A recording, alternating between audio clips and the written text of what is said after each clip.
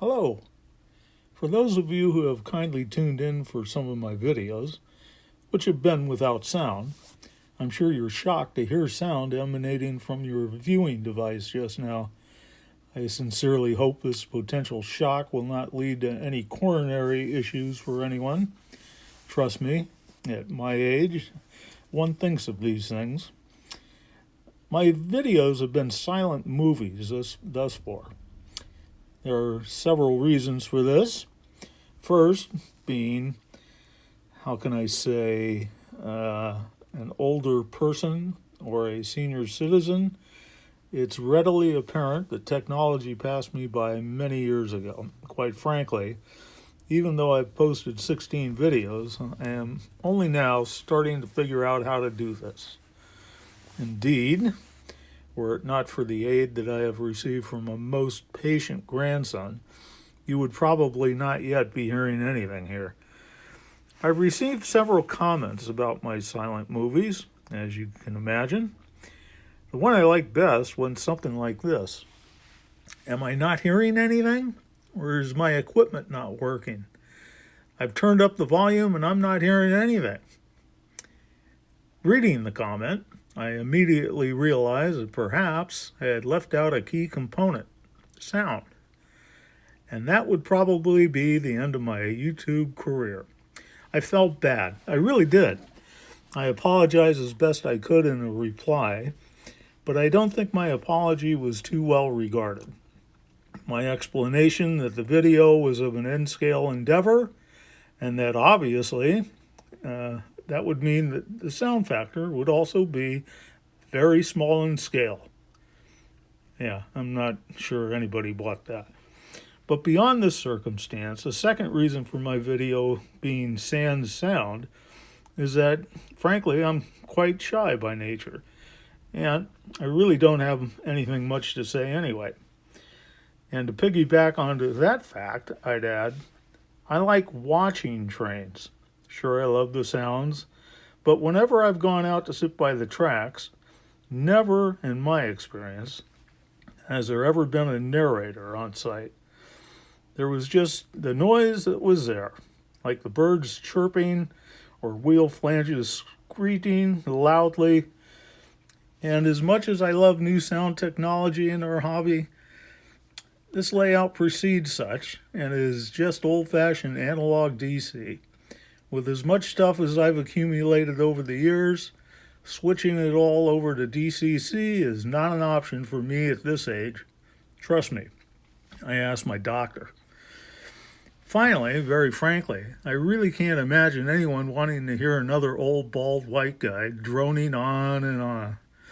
But because of the millions of fan mail letters I've received urging me to leave the silent movie business, we're going to give this a go.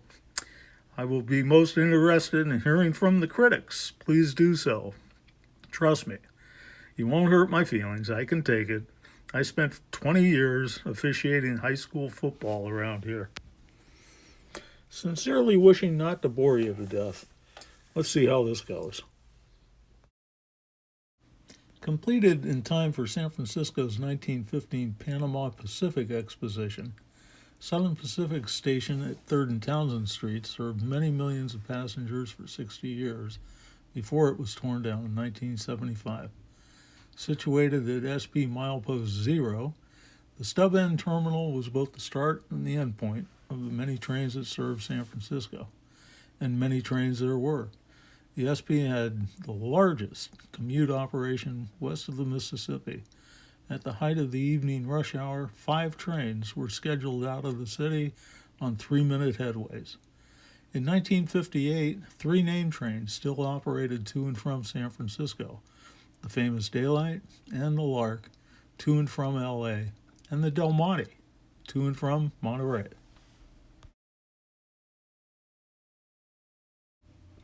Train 78, the Del Monte, SP's longest-running name train, departs for Pacific Grove in the Monterey Peninsula. Originally scheduled in 1889, it ran continuously until Amtrak came into existence in 1971. In this 1958 presentation, It is pulled by a GP9 equipped with dual cab controls, hence the wings painted on both ends of the engine in the Black Widow scheme.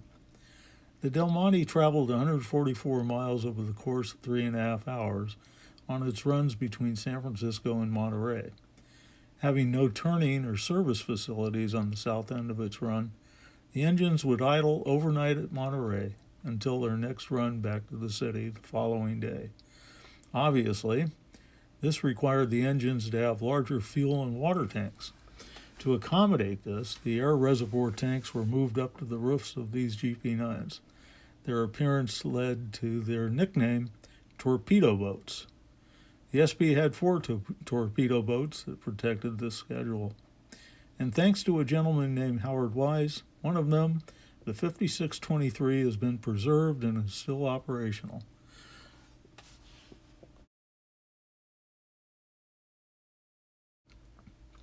Having spotted 4 gallery cars for train 148 on track 6, the station switcher, an Alco S4, number 1466, backs down and goes into the clear on track 5. The SP and the TNNO bought 64 of this 1,000 horsepower Alco model in 1951 through 1953. Train 76, the Lark, is pushed into the station by a Fairbanks Morse switcher. The Lark was SP's overnight train to Los Angeles, carrying many business passengers to their appointments the following day. With a 9 p.m. departure from the city, it would arrive in Los Angeles at 8:30 the following morning. The Lark became an early example of business class travel.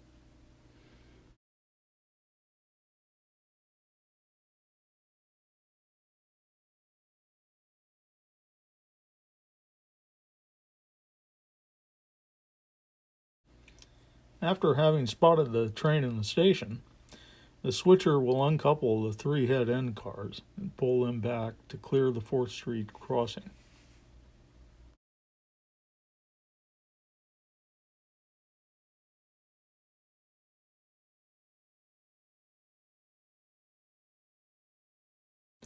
Here's a rare sight. An SD7, boiler equipped for passenger service, is pulling a midday commute into the station. While this unit was equipped for passenger service, its 1,500 horsepower was not sufficient to provide the acceleration needed to keep up with the commute fleet's very busy and closely timed schedules. Used here on a midday run, the schedule was a little more forgiving. Here we see it pulling 3 older suburban coaches, or subs as they are often referred to, all built in the 1920s.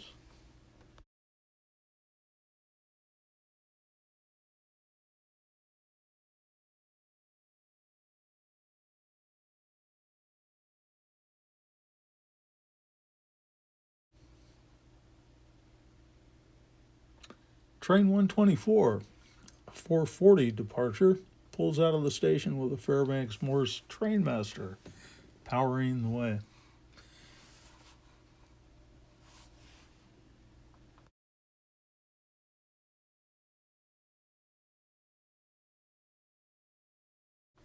In 1955, faced with the need for more seating space on their commute trains, SP began to buy double-deck gallery cars with seating for 145 passengers. Painted in the two-tone gray Lark scheme, they were quite handsome.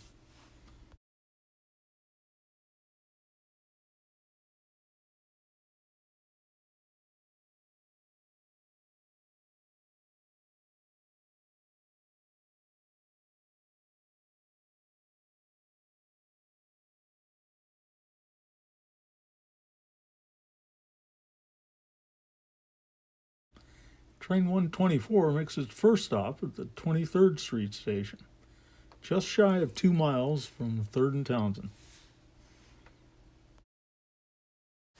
In this next scene, we're going to see our station switcher run on down and pull the cars off of the recently arrived train 115. Getting down, it will pull the cars off of that train and respot them onto another track in the station for a later departure in the afternoon.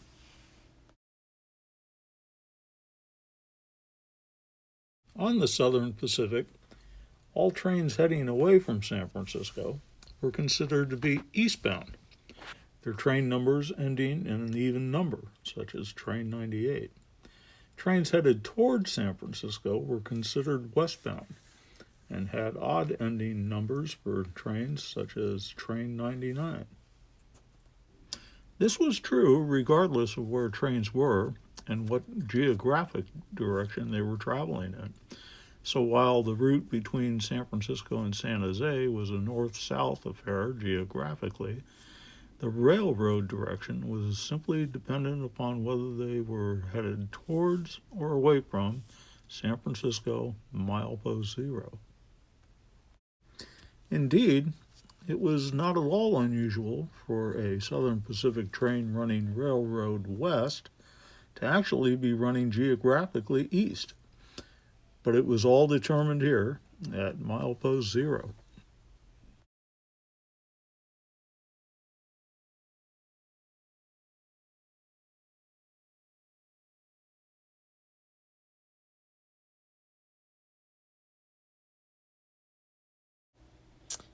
With its train having been respotted onto another track, the SD7 now is free to return down to Mission Bay Roundhouse, where it'll be serviced and turned for a later run in the afternoon. 1958 found the country in an economic recession. SP also felt the pressures. In a move to economize, the railroad opted to apply a simpler paint scheme when locomotives came due for repainting. The SD7 is just out of the paint shop, wearing what would become to be known as the Halloween scheme. The experimental scheme was determined to be too somber, and it didn't last long.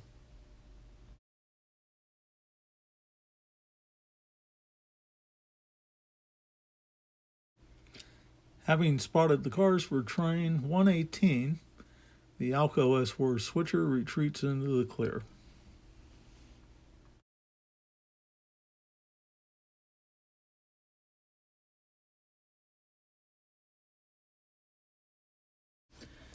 Fairbanks Moore's trainmaster has been turned on the turntable at Mission Bay and will back down to its next assignment at the station.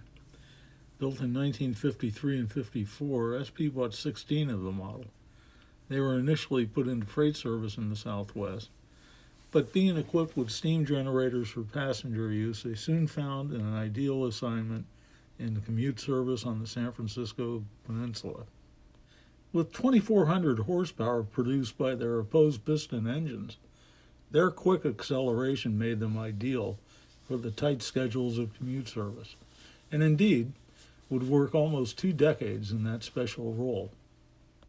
A side note I might add here, during World War II, the Government War Production Board directed Fairbanks Morse to produce their opposed piston engines for new submarines in the U.S. Navy.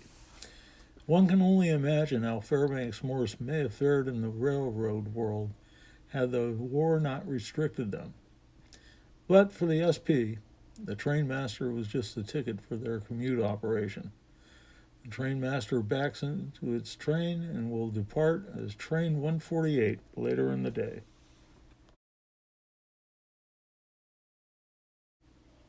Another member of the trainmaster fleet pulls another 4 subs out of the station on train 118.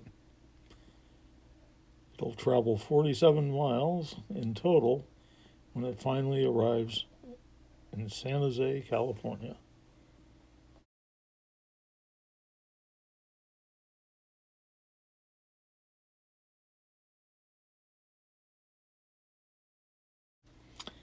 Having been serviced and turned back down at the Mission Bay Roundhouse, our SD7 comes back to the station, where it will couple up with 3 subs to become train 120 this evening.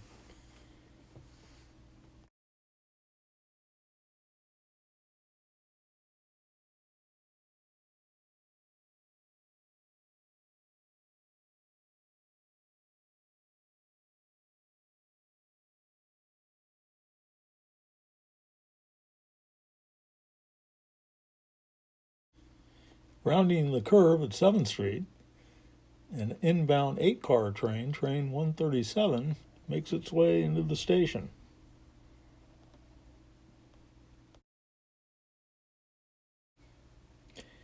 Though the 8-car consist is rather long for a commute train, 4 subs and 4 gallery cars, it's been no problem for the trainmaster to keep that schedule all the way up the 47-mile line from San Jose, and now is just moments away from resting at the station.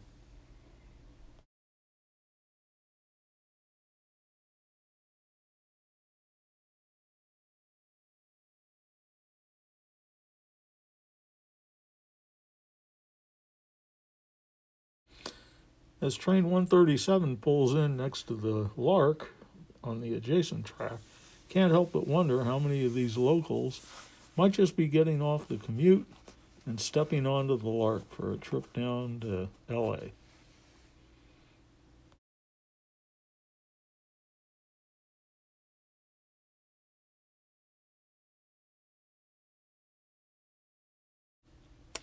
With having all of the passengers detrain off of train 137, the station switcher goes down to couple up to the rear 4 gallery cars.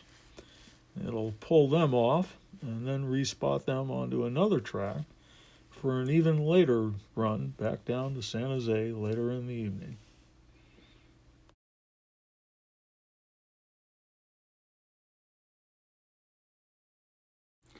As the Alco S4 moves the gallery cars onto another track for a later departure later in the evening, in the foreground, NW2 1313 is assembling cars, the piggybacks for the Coast Merchandise East, which will take off later on with a piggyback train going all the way to Los Angeles.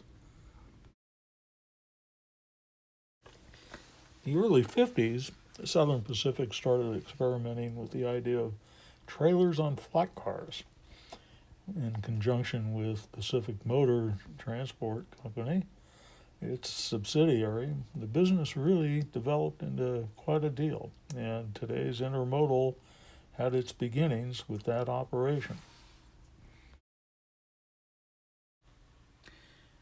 As the switcher spots the gallery cars for a later departure, this signals a time when many station personnel will be flooding all over these things, getting them cleaned up, and car inspectors will be checking all the apparatus to make sure they're safe for the next journey down south. Quite an operation.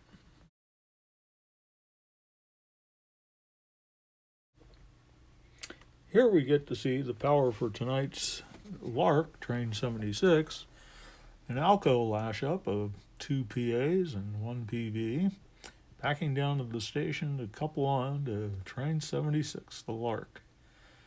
It'll bunch up the train together and then prepare for boarding later on. The Lark actually boarded passengers an hour early prior to departure. Its diner up and running, ready to serve early passengers a quick bite to eat before they took off.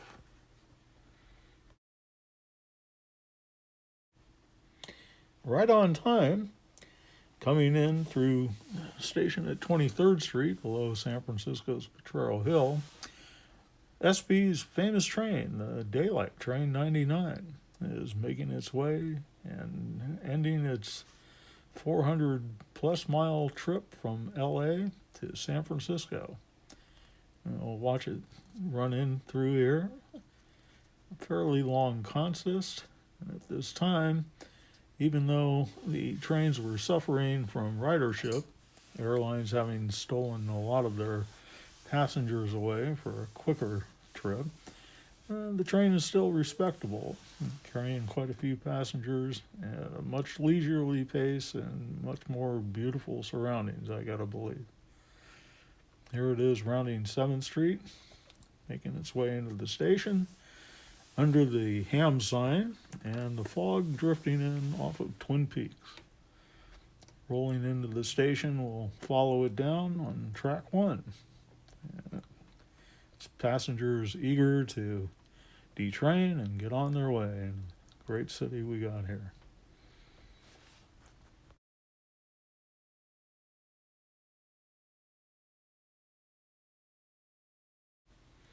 Well, train 99 safely into the station without any delay. Train 146 takes off, continuing the commute schedule, scurrying passengers home from work and down to their homes back down the peninsula. Another trainmaster leads out a set of gallery cars, and away she goes. Must be a great way to commute.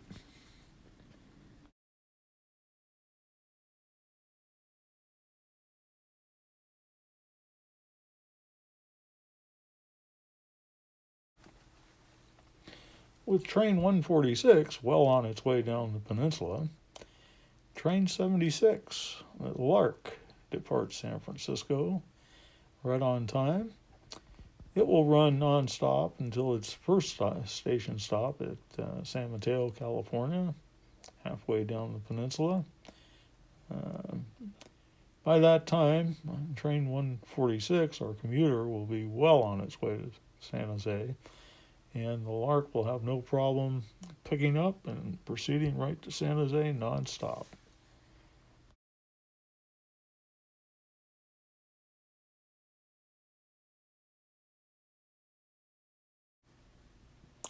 So as we watch the Lark pass through 23rd Street Station, entering Tunnel 2, on behalf of the San Francisco and Northwestern Pacific Railroad staff, I'd like to thank you for your kind attention and appreciate you watching our little video. Let me know what you think, and I'll be curious to see what your reaction is. Thanks so much.